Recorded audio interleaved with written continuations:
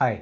അപ്പോൾ ഇനി സദ്ഗുരുവിൻ്റെ അതായത് ജഗ്ഗി വാസുദേവ് എന്ന് പറയുന്ന ഒരു സ്പിരിച്വൽ ലീഡറിൻ്റെ ശാംഭവി മഹാമുദ്ര എന്ന് പറയുന്ന ഒരു ക്രിയയെ പറ്റിയും അതുപോലെ തന്നെ ഇന്ത്യയിലല്ല ഓൾ ഓവർ വേൾഡ് തന്നെ ഫേമസ് ആയിട്ടുള്ള രണ്ടുപേരും ഫേമസ് ആണ് കേട്ടോ. ശ്രീ രവിശങ്കറിൻ്റെ സുദർശന ക്രിയയെ പറ്റി സംസാരിക്കാനാണ് ഞാൻ വിചാരിക്കുന്നത്. നോക്കൂ, എനിക്ക് സദ്ഗുരുവിനെയോ ശ്രീ രവിശങ്കറിനെയോ പേഴ്സണലായിട്ട് അറിയില്ല. ഇവർ രണ്ടുപേരോടും എനിക്ക് യാതൊരു വിരോധവുമില്ല. ഞാൻ ഈ പറയുന്നത് എൻ്റെ ഒരു പേഴ്സ്പെക്റ്റീവാണ്. ഇത് ഒരാളെങ്കിലും സഹായിക്കുമെന്നാണ് ഞാൻ വിചാരിക്കുന്നത്. ഇവർ രണ്ടുപേരെയും അറ്റാക്ക് ചെയ്യുകയോ അല്ലെങ്കിൽ ഇവരുടെ ഈ രണ്ട് ക്രിയകളും മോശമാണെന്ന് വരുത്തി തീർക്കുകയോ അല്ല എൻ്റെ ഉദ്ദേശം. അവർ രണ്ടുപേരെയും രണ്ട് തരം ആസ്പെക്റ്റിൽ ഞാൻ റെസ്പെക്റ്റ് ചെയ്യുന്ന ആളുകളാണ്. അവർ പറയുന്ന എല്ലാ കാര്യങ്ങളും എഗ്രി ചെയ്യുന്ന ആളല്ല ഞാൻ. എനിവേ, നമുക്ക് പോയിന്റിലോട്ട് വരാം. അതായത് ഈ ശാംഭവി മഹാമുദ്ര അല്ലെങ്കിൽ അതൊരു ഇന്നർ എഞ്ചിനീയറിംഗ് എന്ന് പറയുന്ന ഒരു കോഴ്സുമായിട്ട് ബന്ധപ്പെട്ട് വരുന്നതാണ്. അതുപോലെ ആർട്ട് ഓഫ് ലൈഫുമായിട്ട് ബന്ധപ്പെട്ട് വരുന്നതാണ് സുദർശന ക്രിയ മിസ്റ്റർ ശ്രീ രവിശങ്കറിൻ്റെ. ഇവർ രണ്ടുപേരും ഇന്ന് ഇന്ത്യയിൽ അല്ലെങ്കിൽ ലോകം മൊത്തം അറിയപ്പെടുന്ന സ്പിരിച്വൽ ഗുരുക്കന്മാരാണ്. ഇവരുടെ അടുത്തേക്ക് ഒരുപാട് ആളുകൾ ഒഴുകി വരുന്നതിന് കാരണമായിട്ട് ഈ രണ്ട് ക്രിയകളും മാറുന്നത് ഞാൻ പലപ്പോഴും കണ്ടിട്ടുണ്ട്. ഈ രണ്ട് ക്രിയകളും ഞാൻ പേഴ്സണലി ചെയ്തിട്ടില്ല. ഈ ക്രിയകൾ എങ്ങനെയാണ് വർക്ക് ചെയ്യുന്നതെന്ന് എനിക്ക് നന്നായിട്ട് അറിയാം. ഞാനതിൻ്റെ പ്രാക്ടീസ് കണ്ടിട്ടുണ്ട്. അതുപോലെ തന്നെ ഈ രണ്ട് ക്രിയകളും എന്തുകൊണ്ട് ആളുകളിൽ ഒരു ഉത്തേജനം അല്ലെങ്കിൽ ഒരു ഉന്മേഷം കുറച്ച് നേരത്തേക്കെങ്കിലും തരുന്നു എന്നാണ് ഞാൻ ആദ്യം പറയാൻ ഉദ്ദേശിക്കുന്നത്. ഈ ഇത്തരം ആസ്പെക്റ്റുകൾ അല്ലെങ്കിൽ ഈ ലോകത്തിൽ ഇതുപോലുള്ള ബ്രീത്തിങ് ടെക്നിക്കുകളെ പറ്റിയൊക്കെ നോക്കുന്ന ആളുകൾക്ക് ഈ പ്രാണായാമയെ പറ്റിയും നമ്മുടെ ഈ യോഗ മാർഗത്തിൽ കടന്നു വരുന്ന പല ബ്രീത്തിങ് പ്രാക്ടീസുകളെ പറ്റിയും അതുപോലെ തന്നെ വിം ഹോഫ് എന്ന് പറയുന്ന ഫോറിനിൽ അറിയപ്പെടുന്ന ഒരു വ്യക്തിയെ പറ്റിയൊക്കെ നിങ്ങൾ കേട്ടിട്ടുണ്ടാകാൻ വഴിയുണ്ട്. വിം ഹോഫ് മെത്തേഡ് എന്ന് പറയുന്നൊരു മെത്തേഡാണ് അദ്ദേഹം ഡിറൈവ് ചെയ്തത്. അദ്ദേഹത്തിൻ്റെ മെത്തേഡ് എന്ന് പറയുന്നത് വളരെ അഗ്രസീവായി ബ്രീത്ത് ചെയ്യുക എന്ന് പറയുന്ന ടെക്നിക്കാണ്. അതേസമയം ഞാൻ മനസ്സിലാക്കുന്നത് ശാംഭവി മഹാമുദ്രയിലും അതുപോലെ തന്നെ സുദർശന ക്രിയയിലും വളരെ സ്ലോ പേസ്ഡ് ബ്രീത്തിങ് ആണ് പ്രാക്ടീസ് ചെയ്യാനായിട്ട് പറയുന്നത്. നമുക്ക് നിങ്ങളിപ്പോൾ എവിടെയാണോ ഇരിക്കുന്നത് അവിടെ ഇരുന്ന് തന്നെ നിങ്ങളുടെ ബ്രീത്ത് നിങ്ങൾ സ്ലോ ആക്കിയാൽ, അതായത് നിങ്ങളുടെ ബ്രീത്തിങ് പാറ്റേൺ സ്ലോ ആക്കിയാൽ ഡെഫിനറ്റായിട്ട് നിങ്ങളുടെ മനസ്സ് കാമാവുന്നത് നിങ്ങൾക്ക് കാണാൻ സാധിക്കും. ബ്രീത്തിനും മനസ്സിനും ഒരു അടുത്ത ബന്ധമുണ്ടെന്നും ബ്രീത്ത് സ്ലോ ആയിക്കഴിഞ്ഞാൽ അത് നമ്മുടെ ഹാർട്ട് വേരിയബിലിറ്റിയിൽ ചേഞ്ച് ഉണ്ടാക്കുമെന്നും നമ്മുടെ പാരാസിമ്പത്തറ്റിക് നെർവസ് സിസ്റ്റം ആക്ടിവേറ്റ് ചെയ്യുമെന്നും വേഗൽ നെർവിലും വ്യത്യാസങ്ങൾ വരുത്തുമെന്നും സയൻറ്റിഫിക്കലി പ്രൂവൺ ആയിട്ടുള്ള ഒരു ഫാക്റ്റ് തന്നെയാണ്. നമുക്കിതെല്ലാം പറഞ്ഞ് ഞാനിത് ഡീബങ്ക് ചെയ്യാൻ ശ്രമിക്കുകയല്ല ഇവിടെ ചെയ്യുന്നത്. എൻ്റെ പോയിൻ്റ് എന്താണെന്ന് വെച്ച് കഴിഞ്ഞാൽ ഇത്തരം ക്രിയകൾ, ഇത്തരം ബ്രീത്തിങ് എക്സസൈസുകൾ അല്ലെങ്കിൽ പ്രാണായാമ പോലുള്ള യോഗാഭ്യാസങ്ങൾ നിങ്ങൾക്ക് ചിലപ്പോൾ പാരാസിമ്പത്തറ്റിക് സിസ്റ്റം ആക്ടിവേറ്റ് ചെയ്യുകയും ചില അനുഭവങ്ങൾ തരികയും ചെയ്യും. ഞാൻ ഈ സദ്ഗുരുവിൻ്റെ പ്രാക്ടീസ് അല്ലെങ്കിൽ സോക്കോൾഡ് സുദർശന ക്രിയ ചെയ്ത ആളുകളെ പല കാലഘട്ടത്തിൽ പലതവണയായിട്ട് ഞാൻ കണ്ടിട്ടുണ്ട്. ഇതിൽ ഈ പറയുന്ന സോക്കോൾഡ് നാച്ചുറൽ സ്റ്റേറ്റ് എന്ന് പറയുന്ന ഒരവസ്ഥ, മനുഷ്യൻ്റെ യഥാർത്ഥമായ സ്പോണ്ടേനിയസ് ലെവൽ ഓഫ് ഒരു അവസ്ഥ എത്തിയ ഒരാളെ പോലും ഞാൻ പേഴ്സണലി കണ്ടിട്ടില്ല. സദ്ഗുരുവിനെ ഞാൻ പേഴ്സണലി എനിക്കറിയില്ല. അദ്ദേഹം ആ സ്റ്റേറ്റിലാണോ എന്ന് എനിക്കറിയില്ല. മേ ബി ഹീ ഈസ് ആയിരിക്കാം. ശ്രീ ജിയുടെ കാര്യവും അങ്ങനെ തന്നെയാണ്. അപ്പോൾ ഈ എക്സ്പീരിയൻസുകൾ കൊണ്ടാണ് പലരും ഇത് വീണ്ടും കണ്ടിന്യൂ ചെയ്യുകയും ഇതിൻ്റെ ഹയർ ലെവലുകളൊക്കെ കോഴ്സുകൾ അറ്റൻഡ് ചെയ്യുകയും അത് കീപ്പ് ഓൺ ചെയ്ത് പോവുകയും ചെയ്യുന്നത്. എന്നാൽ ഇതിൻ്റെ ദോഷവശത്തെപ്പറ്റി ആരും മനസ്സിലാക്കാറില്ല. അതായത് ഈ അഗ്രസീവായ ബ്രീത്തിങ് പ്രാക്ടീസ് അല്ലെങ്കിൽ വേറൊരു തരത്തിൽ അൾട്ടർ ചെയ്യുന്ന ബ്രീത്തിങ് പ്രാക്ടീസുകൾ ഭയങ്കരമായ വിപരീത ഫലം ഉണ്ടാക്കും. ബേസിക്കലി നമ്മൾ മനസ്സിലാക്കേണ്ട ഒരു കാര്യം, ഞാൻ എപ്പോഴും പറയാറുള്ളൂ, മെഡിറ്റേഷൻ അല്ലെങ്കിൽ പലതരത്തിലുള്ള ഈ മൈൻഡ് എക്സ്പാൻഡിങ് ആയിട്ടുള്ള അല്ലെങ്കിൽ ബ്രെയിൻ അൾട്ടറിങ് ആയിട്ടുള്ള പ്രാക്ടീസുകൾ ചെയ്യുമ്പോൾ നമുക്ക് ആദ്യം ഒരു സാത്വിക ഭാവം വളരെ അത്യാവശ്യമാണ്. അതായത് സ്റ്റെബിലിറ്റി ഇല്ലാത്ത ആളുകൾ ഇത്തരം ക്രിയകൾ, ഇത്ര അഗ്രസീവായിട്ടുള്ള ബ്രീത്തിങ് പ്രാക്ടീസുകൾ, എസ്പെഷ്യലി ആങ്സൈറ്റി അല്ലെങ്കിൽ ബൈപ്പോളാർ അല്ലെങ്കിൽ ഷിസോഫ്രനിക് സിംറ്റംസ് ഉള്ള ആളുകൾ ഇത് ചെയ്യുന്നത് അവരെ സൈക്കോസിസിലേക്ക് നയിച്ചു വിടാനുള്ള സാഹചര്യം വളരെ കൂടുതലാണ് ചെയ്യുന്നത്. നിങ്ങൾക്ക് ശാംഭവി മഹാമുദ്ര നിങ്ങൾ കാലങ്ങളായി ചെയ്യുകയാണെങ്കിൽ അല്ലെങ്കിൽ സിമിലർ ക്രിയകൾ, അപ്പോൾ അത് തന്നെയാണെന്നുണ്ടെങ്കിൽ സിമിലർ ക്രിയകൾ നിങ്ങൾ ചെയ്യുകയാണെന്നുണ്ടെങ്കിൽ നിങ്ങളിത് ചെയ്യുമ്പോൾ കിട്ടുന്ന ഒരു ഹൈറ്റൻഡ് സ്റ്റേറ്റ് അല്ലെങ്കിൽ നിങ്ങൾക്ക് ഒരു പ്രാക്ടീസ് സ്ഥിരമായിട്ട് റുട്ടീൻഡായിട്ട് കണ്ടിന്യൂസ് ആയിട്ട് മനസ്സ് വൺ പോയിൻ്റഡ് ആയിട്ട് ചെയ്യുമ്പോൾ കിട്ടുന്ന ഒരു മൈൻഡ്ഫുൾനെസ് മെഡിറ്റേഷൻ ചെയ്യുമ്പോൾ കിട്ടുന്ന ഒരു സുഖത്തിനപ്പുറം എന്തെങ്കിലും ലഭിക്കുന്നുണ്ടോ?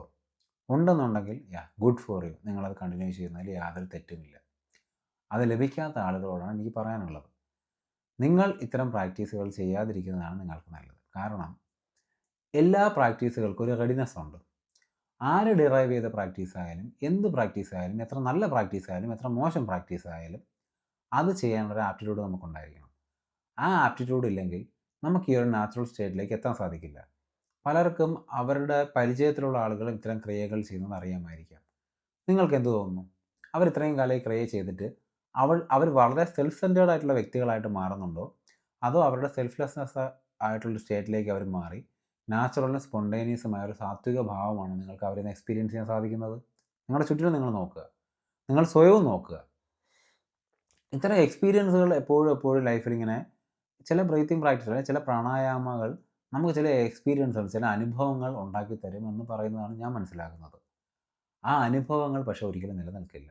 കാരണം അനുഭവം എപ്പോഴും സംഭവിക്കുന്നത് മനസ്സിനും ശരീരത്തിനുമാണ്. മനസ്സിനും ശരീരത്തിനും അപ്പുറത്തേക്കുള്ള ഒരു അവസ്ഥയിലേക്ക് പോകുക എന്നുള്ളതാണ് യഥാർത്ഥ ബോധോദയം, അല്ലെങ്കിൽ യഥാർത്ഥത്തിൽ ഒരു മനുഷ്യൻ്റെ ജന്മത്തിൻ്റെ യാത്രയുടെ അന്ത്യമെന്നാണ് ഞാൻ വിചാരിക്കുന്നത്. ആ ഒരു യാത്രയിലേക്ക് പോകാൻ എല്ലാവർക്കും താല്പര്യം ഉണ്ടാവില്ല.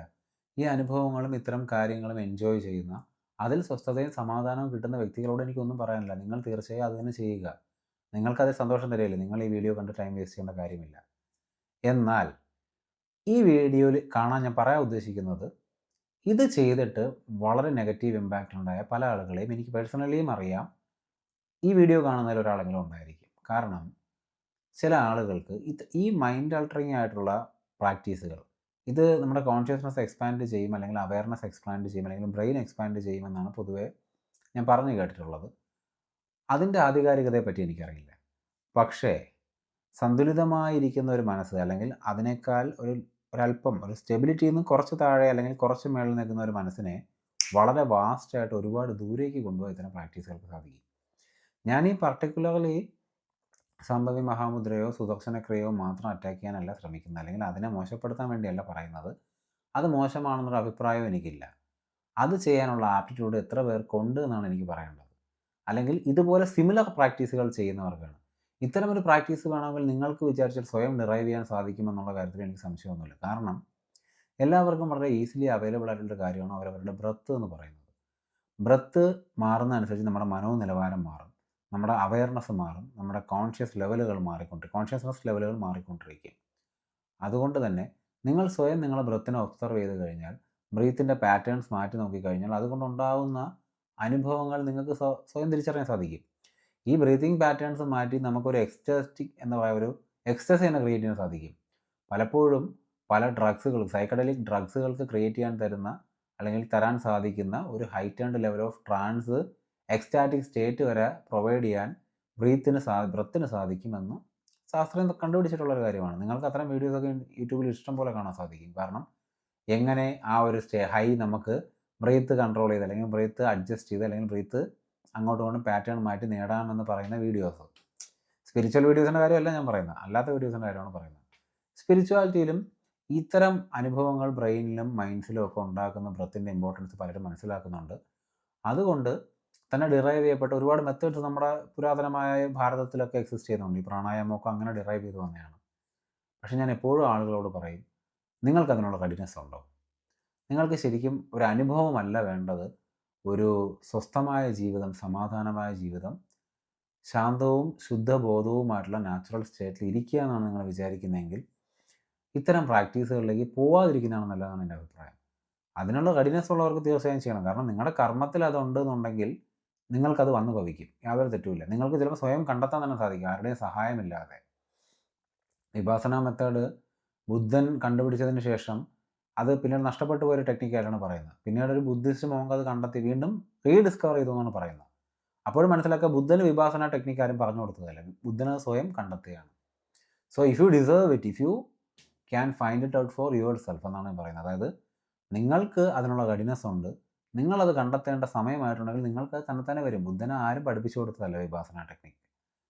സോ ഡെഫിനറ്റ്ലി ഇത്തരം ടെക്നിക്ക് ഇപ്പം ഇവിടെ ഞാൻ മനസ്സിലാക്കുന്നത്, ഈ രണ്ടുപേരല്ല, അല്ലാത്ത ആളുകളായാലും അവരിത്തരം കോഴ്സുകൾ 10,000 ആളുകളെ ഒരു സ്ട്രെച്ച്, നമ്മളിപ്പോൾ സ്കൂളിൽ കുട്ടികളെ ഇരുത്തിയിട്ട് കുട്ടികൾക്ക് ഒരേ പാഠം ഇങ്ങനെ പഠിപ്പിച്ചു കൊടുക്കുക. അപ്പോൾ നമ്മളെപ്പോഴും പറയും, എല്ലാ കുട്ടികൾക്കും ഒരേ കാലിബറും ഒരേ ലെവൽ ഓഫ് മൈൻഡും അല്ല ഉള്ളത്. എന്നിട്ട് നമ്മൾ എല്ലാവർക്കും ഒരേ പാഠങ്ങൾ പഠിപ്പിച്ച് എല്ലാവരെയും കഴിവും മനോനിലവാരവും ഒരുപോലെ അളക്കുന്നത് തെറ്റല്ലേ? നമ്മളെ വിദ്യാഭ്യാസ സിസ്റ്റത്തിന് നമ്മളെപ്പോഴും കുറ്റം പറയാറുണ്ട്. ഈ സെയിം പ്രോസസ്സ് ഇവിടെ നടക്കുന്നത് ഞാൻ കാണാറുണ്ട്. 10,000 ആൾക്കാർ അല്ലെങ്കിൽ 1000 ആൾക്കാരെ ഒരേ സമയത്ത് ഒരേ പ്രോസസ്സാണ് പഠിപ്പിച്ചു വിടുന്നത്. എന്നാൽ ഇതേ എല്ലാ ആളുകളും ഒരേ സ്റ്റെബിലിറ്റിയും ഒരേ ലെവൽ ഓഫ് കോൺഷ്യസ്നെസ്സിലും അല്ല എക്സിസ്റ്റ് ചെയ്യുന്നതെന്ന് മനസ്സിലാക്കുക. Especially if you are taking some kind of a psychiatric drug. ഏതെങ്കിലും ഒരു തരത്തിലുള്ള ആങ്സൈറ്റി, ഡിപ്രഷൻ, ബൈപോളർ, ഇത്തരം ഷിസോഫ്രനിയ, അല്ലെങ്കിൽ ഏതെങ്കിലും തരത്തിലുള്ള സൈക്കോസിസോ ഒക്കെ ക്രിയേറ്റ് ചെയ്യുന്ന എന്തെങ്കിലും അസുഖത്തിന് നിങ്ങൾ സൈക്കാട്രിക് ഡ്രഗ് എടുക്കുകയാണെങ്കിൽ I will recommend you stay away from this. Even Vipassana പ്രാക്ടീസിൽ നിന്ന് പോലും ഇത്തരം ഡ്രഗുകൾ എടുക്കുമ്പോൾ സ്റ്റേ അവേ ചെയ്യുന്നതാണ് നിങ്ങളുടെ ജീവിതത്തിന് നല്ലത്. കാരണം നമ്മളെപ്പോഴും ആദ്യം ഉണ്ടാക്കിയെടുക്കേണ്ടത് ഒരു സാത്വിക ഭാവമാണ്. അതായത് സമാധാനവും സ്വസ്ഥതയും സ്റ്റെബിലിറ്റിയും ഉള്ളൊരു മനസ്സുണ്ടാക്കിയെടുക്കുകയാണ് വേണ്ടത്. അതുണ്ടാക്കിയെടുക്കാതെ വലിയ വലിയ കാര്യങ്ങളിലേക്ക്, അതായത് എന്തോ ഒരു വലിയ കാര്യം ഞാൻ നേടാൻ പോവുകയാണ്, അല്ലെങ്കിൽ എന്തോ ഒരു സൂപ്പർ നാച്ചുറൽ കാര്യം ഞാൻ ചെയ്യാൻ പോവുകയാണെന്ന് പറഞ്ഞ് എടുത്തു ചാടിക്കഴിഞ്ഞാൽ നിങ്ങൾക്ക് ഇപ്പോഴുള്ള മനസ്സമാധാനം പോകുമെന്ന് മാത്രമല്ല, നിങ്ങൾ അട്ടർലി അൺസ്റ്റേബിൾ അവസ്ഥയിലേക്ക് പോയി എന്നിരിക്കും. അതുപോലെ തന്നെ പലപ്പോഴും പലർക്കും ഉള്ളൊരു തെറ്റിദ്ധാരണയാണ് ഈ ഇത്തരം ക്രിയകൾ ആർക്കും എപ്പോഴും എവിടെയും ചെയ്യാമെന്നുള്ളത്. സത്യം പറഞ്ഞാൽ ആർക്കും എപ്പോഴും എവിടെയും ചെയ്യാൻ സാധിക്കുന്ന കാര്യങ്ങളല്ല ഇത്. ഇത് ഓരോരുത്തരുടെയും ലൈഫിൽ ഓരോ നിയോഗങ്ങളുണ്ട്. അതായത് നിങ്ങളുടെ നിയോഗം എന്താണോ അത് കണ്ടെത്തി അതിന് നീങ്ങുന്നതാണ് നല്ലത്. മറ്റുള്ള വേറൊരു വ്യക്തിക്ക് ഇതേ പ്രാക്ടീസ് ചെയ്തത് കൊണ്ട് ഭയങ്കരമായൊരു സുഖമുണ്ടായി, സന്തോഷമുണ്ടായി, ഒരു ഹാപ്പിനെസ് ഉണ്ടായി, അതുകൊണ്ട് നാളെ മുതൽ ഇത് ഞാനും ചെയ്യാമെന്ന് വിചാരിച്ചു കഴിഞ്ഞാൽ വലിയ കുഴപ്പത്തിലേക്ക് പോകും. സോ ഡെഫിനറ്റ്ലി നിങ്ങൾ എന്ത് കാര്യം ചെയ്യുന്നതിന് മുമ്പും നിങ്ങളതിന് ഒരു റെഡിനെസ് ഉണ്ടോ എന്ന് മനസ്സിലാക്കുക. നിങ്ങളുടെ കർമ്മവുമായിട്ട് അലൈൻഡ് ആണോ എന്ന് നോക്കുന്നതാണ് എപ്പോഴും നല്ലതെന്നാണ് ഞാൻ മനസ്സിലാക്കുന്നത്. ബേസിക്കലി സ്വസ്ഥവും സമാധാനവുമുള്ള ഒരു നോർമൽ പ്യുവർ അവയർനെസ്സിലിരിക്കുന്ന ഒരു മനസ്സാണ് നിങ്ങൾ ആഗ്രഹിക്കുന്നതെങ്കിൽ ഇത്തരം പ്രാക്ടീസുകളുടെ ആവശ്യമുണ്ടെന്ന് ഞാൻ പേഴ്സണലി വിചാരിക്കുന്നില്ല. കാരണം ഇത്തരം പ്രാക്ടീസുകൾ മൈൻഡിനെ ആക്ടിവേറ്റ് ചെയ്യാനും മൈൻഡിനെ കൺട്രോൾ ചെയ്യാനും, അല്ലെങ്കിൽ മൈൻഡിനെ കൺട്രോൾ ചെയ്യാൻ സാധിക്കില്ല, മൈൻഡിനെ കൺട്രോൾ ചെയ്യുന്ന ഒരു തെറ്റിദ്ധാരണ ഉണ്ടാക്കാൻ പറ്റും. പക്ഷേ അത്തരം ഒരു മെൻ്റൽ സ്റ്റേറ്റ് ക്രിയേറ്റ് ചെയ്യാനും ബോഡിയിൽ ചില കൺട്രോളുകൾ കൊണ്ടുവരാനും ഒക്കെയാണ് സഹായിക്കുന്നത്. ബട്ട് ദ റിയൽ ഗോൾ എന്ന് പറയുന്നത്, യഥാർത്ഥ ലക്ഷ്യം എന്ന് പറയുന്നത് ശരീരത്തിനും മനസ്സിനും അപ്പുറത്തേക്ക് പോകുക എന്നുള്ളതാണ്. നമ്മൾ ഇത്തരം പ്രാക്ടീസുകൾ കൊണ്ട് മനസ്സും ശരീരവും ഒരു കൺട്രോളിലേക്ക് കൊണ്ടുവന്നെന്ന് തന്നെ വിചാരിക്കുക. അതുകൊണ്ട് ഇപ്പം നമ്മുടെ നോർമൽ ഡേ ടു ഡേ ലൈഫിൽ ചില നേട്ടങ്ങളും ചില സുഖങ്ങളും ചില അഭ്യാസങ്ങളും ഒക്കെ നമുക്ക് കാണിക്കാൻ സാധിച്ചെന്നിരിക്കും. പക്ഷേ അത് നിങ്ങളുടെ ഇവിടെ എക്സിസ്റ്റിംഗ് റിയാലിറ്റിയിൽ, അതായത് ഇപ്പോൾ എക്സിസ്റ്റ് ചെയ്തിരിക്കുന്ന നമ്മളിപ്പോൾ ഇലൂഷൻ എന്ന ഒരു ജ്ഞാനമാർഗ്ഗത്തിൽ പറയുന്ന ആ റിയാലിറ്റിയിൽ നിങ്ങളുടെ സെൽഫ് ഐഡൻറ്റിറ്റി കൂടുതൽ ശക്തിപ്പെടുത്താൻ മാത്രമേ സാധിക്കുകയുള്ളൂ.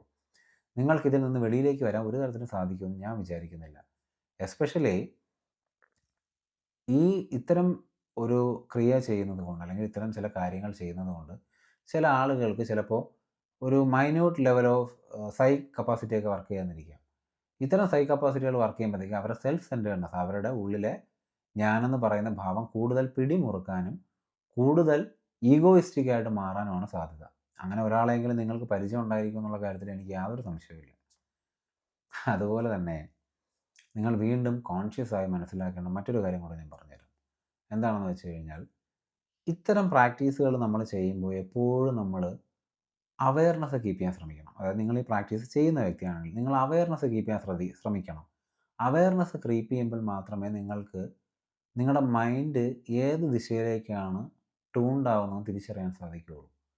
നിങ്ങൾ ഇനിയും ഈ പ്രാക്ടീസ് ചെയ്യുന്ന ഒരാളാണ്, നിങ്ങൾക്ക് അതുകൊണ്ട് നല്ലതാണ് ഉണ്ടാകുന്നതൊക്കെ okay, I am all for it. നിങ്ങളത് ചെയ്യുന്നതിൽ എനിക്ക് യാതൊരു വിരോധവും ഇല്ല. പക്ഷേ നിങ്ങളുടെ അവയർനെസ് നിങ്ങൾ വിടാതിരിക്കുക. കാരണം നിങ്ങളുടെ മനോനിലവാരം, അല്ലെങ്കിൽ നിങ്ങളുടെ മനസ്സിൻ്റെ താളം നിങ്ങളുടെ കയ്യിൽ നിന്ന് പോവാതിരിക്കാൻ ആ അവയർനെസ് നിങ്ങളെ സഹായിക്കും എന്നാണ് ഞാൻ പേഴ്സണലി മനസ്സിലാക്കുന്നത്.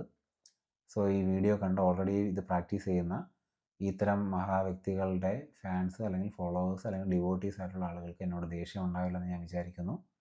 ഇതെൻ്റെ ഹമ്പിൾ ഒപ്പീനിയനാണ്. ഞാൻ എപ്പോഴും ഒരു എന്താ പറയുക, മെത്തേഡ്സ് ഇല്ലാതെ ഒരു നോർമൽ നാച്ചുറൽ സ്റ്റേറ്റിലേക്ക് പോകുന്നതിനെ പറ്റി സംസാരിക്കുന്നതുകൊണ്ടായിരിക്കാം എനിക്കിപ്പോൾ സംസാരിക്കേണ്ടി വന്നത്. ഹൂ നോസ്, ചിലപ്പോൾ നിങ്ങളെ സഹായിച്ചെന്നിരിക്കാം. Thank you.